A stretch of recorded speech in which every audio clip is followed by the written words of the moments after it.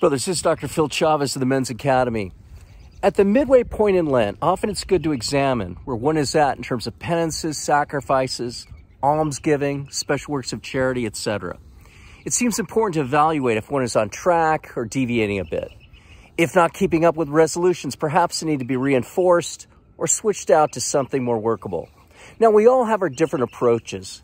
Just recently, a nephew asked me what I was giving up for Lent, and that's a fair question. Maybe he wants to know some other ideas that he could take on for himself, or he's just curious. You know, this, of course, was the common question during Lent when I was a kid, making about what you denied yourself. But brothers, before determining what sacrifices or penances to take on, perhaps a primary or initial step is to accept those hardships one already carries. The reason I say this is that working with many men over the years, I've realized that some deeply reject the tough elements of their lives.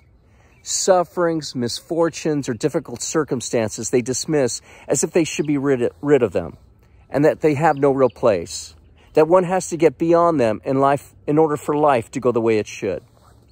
As a follow-up, brothers, from the Feast of St. Joseph, I'm reminded of the hard circumstances he was called to bear to fulfill his mission.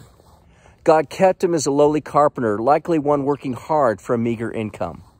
He had to protect Mary from conditions which could have led to a grave scandal.